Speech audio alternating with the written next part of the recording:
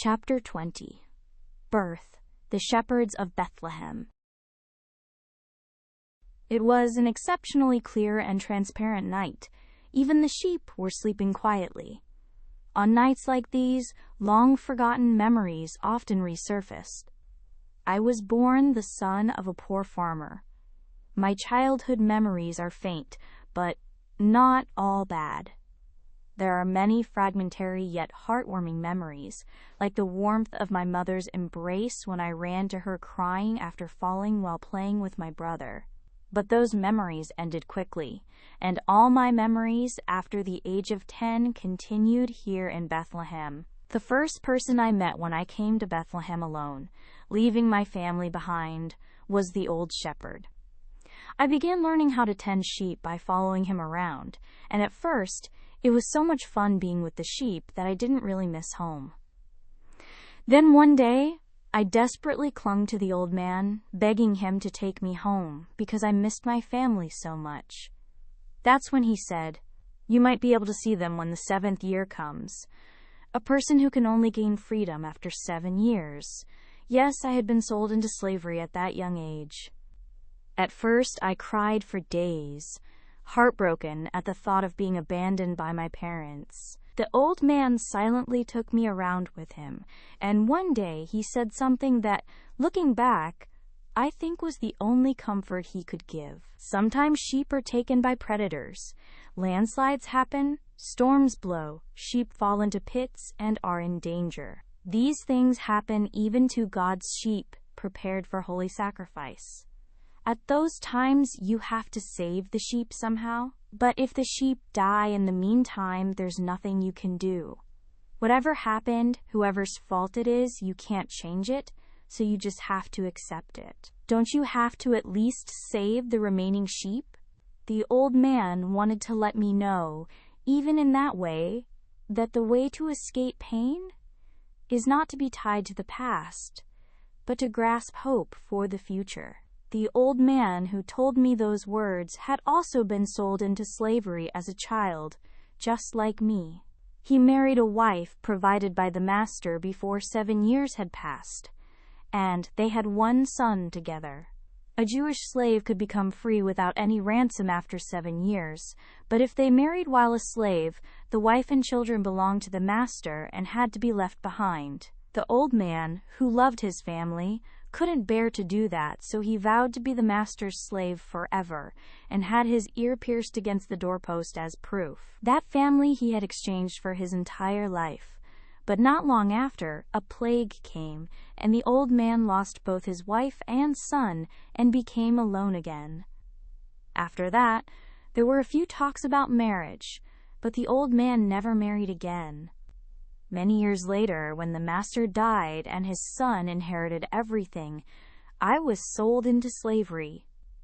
At first, the taciturn old man seemed scary, but as I began to sense the sincerity that seeped through his every little action, I gradually opened my heart. The old man was gruff on the outside, but truly warm-hearted. I came to realize that the old man's personality wasn't just his problem, but something like an occupational hazard that comes with being a shepherd. How much experience could shepherds who live alone in the wilderness have in dealing with people?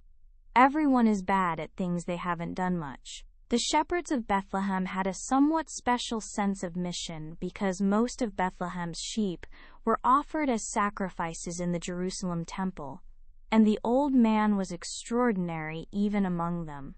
Unlike others who worked for wages, the old man gave his best as if it were his own mission, even though he was a slave.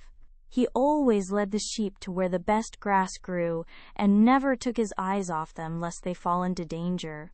Sometimes he would fight off predators with just a sling, and if the old man had one dream, it was that the sheep he had raised with all his heart would become the offering that pleased God the most. Usually the old man spoke and acted as if being a slave wasn't a problem at all, but when it came to his own marriage, he strongly opposed it. He said I could become a free person if I endured just a few more years, and whenever the master sent people to talk about marriage, he would send me far away with the flock. The old man was persecuted for this, but he never gave in. Even to the master, the old man was an important person who raised the best sheep, so each time the marriage talk would pass safely. That's how it was in the 6th year when I met my current wife. The former master sided with Antigonus during his rebellion, and when Antigonus fell, the former master fell with him. As a result, the old man and I were transferred to a new master along with the flock. The new master's daughter is my wife. She came to see the flock with the master, and though she was 3 years younger than me, she treated me like a younger brother from the moment she saw me. Maybe I looked easy to push around because I was small for my age.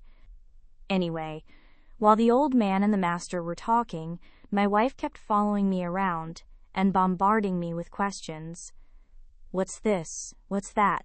Each time I did my best to answer, but my wife seemed unsatisfied and started acting out for no apparent reason.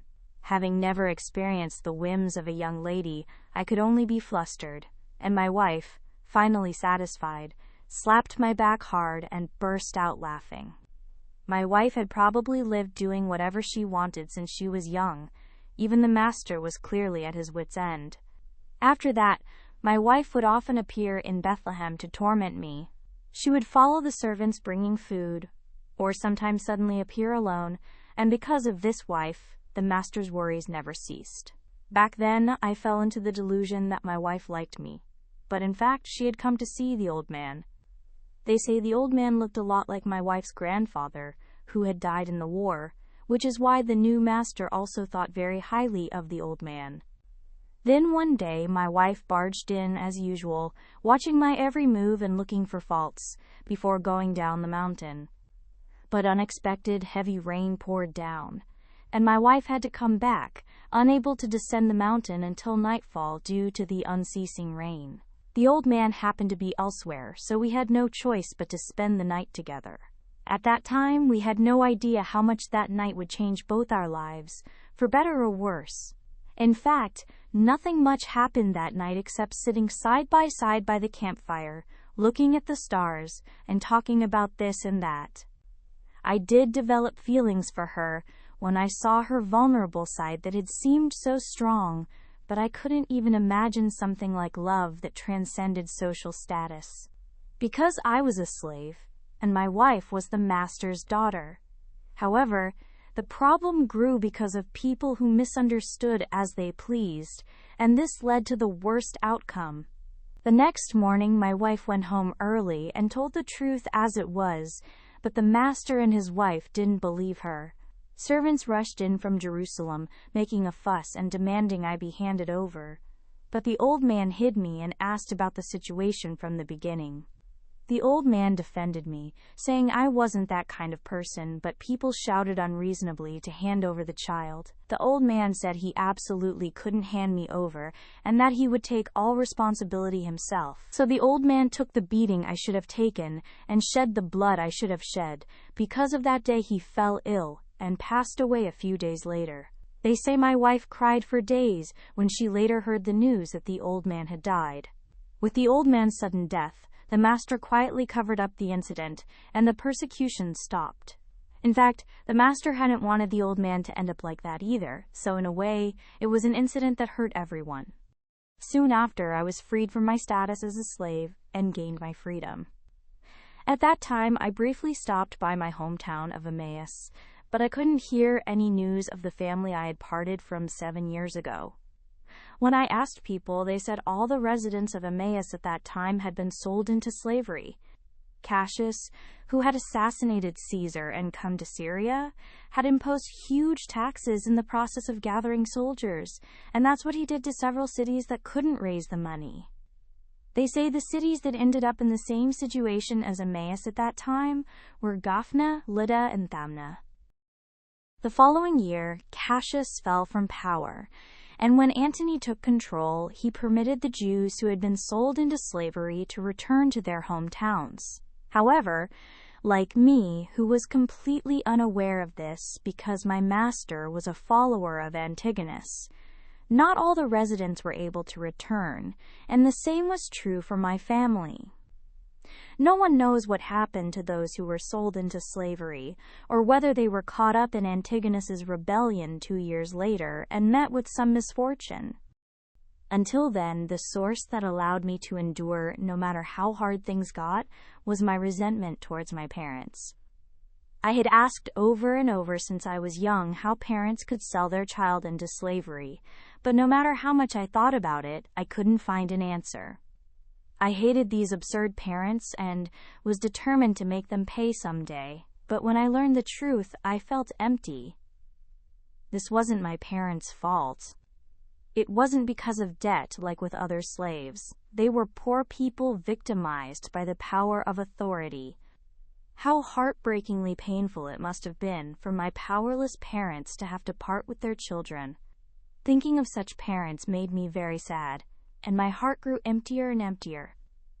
After agonizing for days, I eventually returned to Bethlehem and started working as a hired shepherd. My wife came to Bethlehem after I returned and apologized. Only when I heard my wife's words saying she was sorry for causing the old man's death did I realize anew what the old man had meant to me. The old man had been my only parent, my teacher, and my friend. It was because of the old man that I, full of wounds and twisted, was able to grow up safely. As they say, you only realize how precious something is after you lose it. The old man was truly my most precious existence that I hadn't realized, because he was always by my side. My wife continued to come to Bethlehem occasionally after that, and one day she told me she liked me. At first, I told her not to say such nonsense, but seeing my wife's consistent attitude, I too was able to realize the true feelings I had been hiding.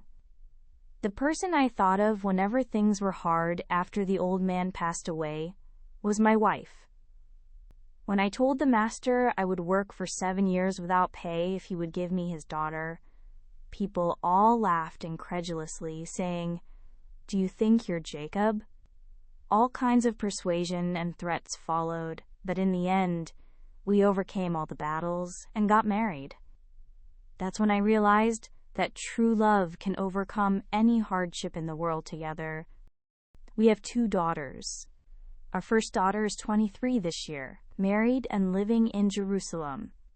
The first is a little lacking in looks compared to the second, but her faith is much stronger, so I'm not worried about her future at all. Our second daughter got married 3 years ago and lives in a nearby village. The second, who is prettier than the first, gave birth to a cute son who looks just like her, and he turned 2 this year. He's truly a grandson I wouldn't trade for anything in the world. Whenever I see my grandson, I wonder if this is how the old man felt when he looked at young me. A fragile life you want to protect, even at the cost of any sacrifice. But the old man went beyond simple protection and gave important realizations through sacrifice. He made me realize that the most important thing for a person is true freedom. If it weren't for the old man, even if I had become a free person, I would have thought and acted like a slave who is swayed by other people's words and tries hard to please them. But through his final choice, the old man showed in person what true freedom is. Not a slave who blindly obeys the master's orders, but a free person who can give even his life for what is right. To save me, the old man chose to give his own life. You are not a slave, but a free person. I think the old man's last words summarize his entire life. And the old man, too, ended his life not as a slave, but as a free person. An unseasonably warm wind blew. The sheep lying on the prairie opened their eyes and bleated. It was a pitch that only comes out when they're in a good mood.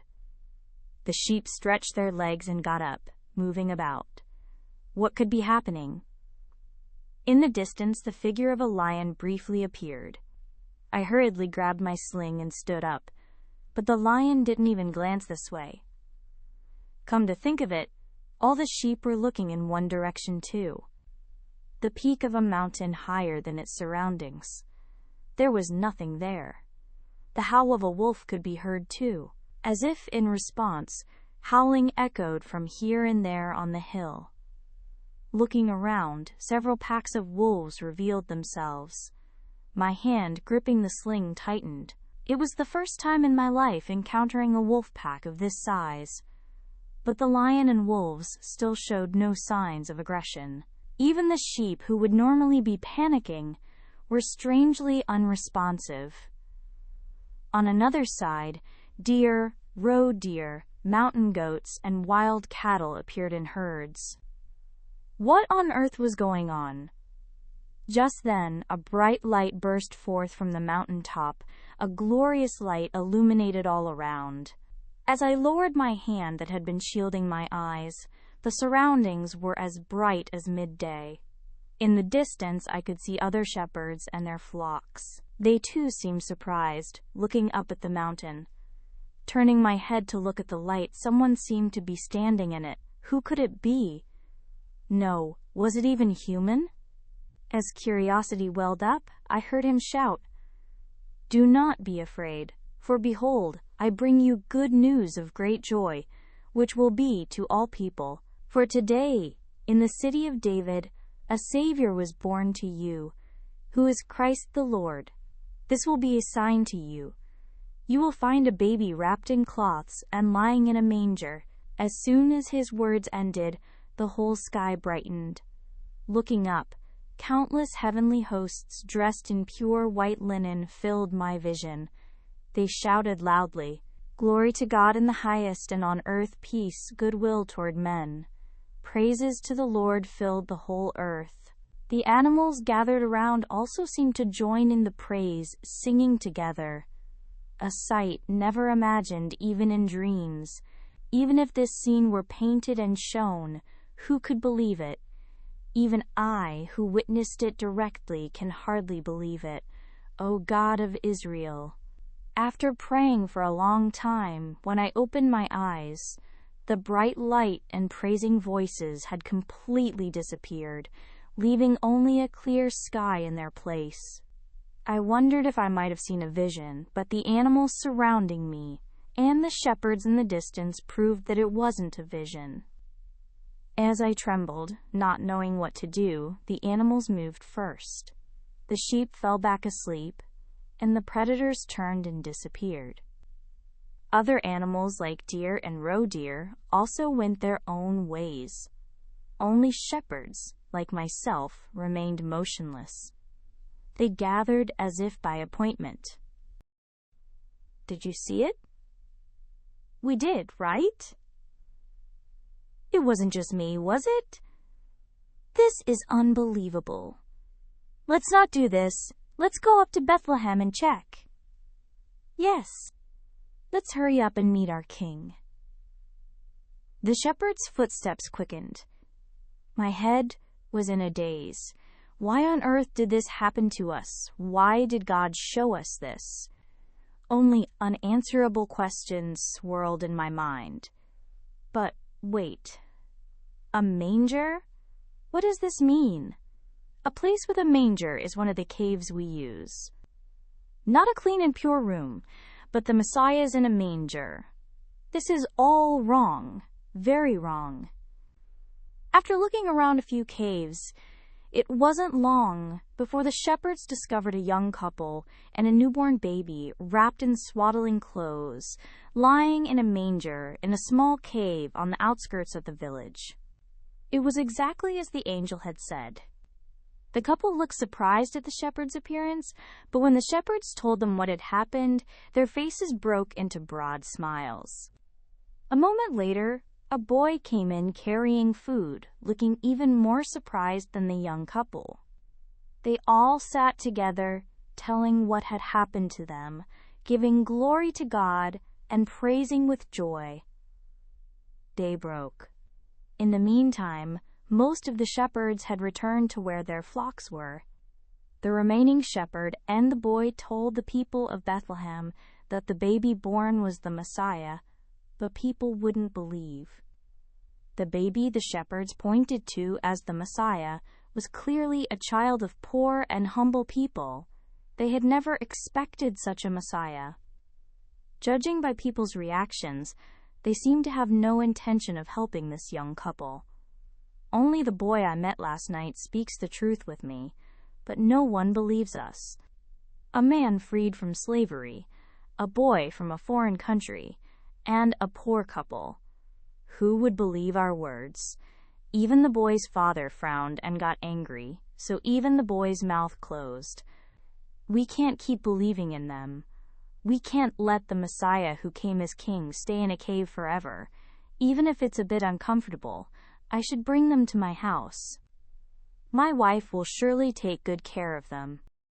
The shepherd led Joseph, Mary, and the newborn Messiah to his house a little away from the village. Like leading sheep to the best pasture, the shepherd decided to give his best. The shepherd, who looked around again and again to make sure they didn't fall into danger on the way, was truly a good shepherd resembling the Lord. Yahweh is my shepherd, I shall lack nothing. He makes me lie down in green pastures. He leads me beside still waters. He restores my soul. He guides me in the paths of righteousness for his name's sake. Even though I walk through the valley of the shadow of death, I will fear no evil, for you are with me. Your rod and your staff, they comfort me. You prepare a table before me in the presence of my enemies. You anoint my head with oil. My cup runs over. Surely goodness and loving kindness shall follow me all the days of my life, and I will dwell in Yahweh's house forever.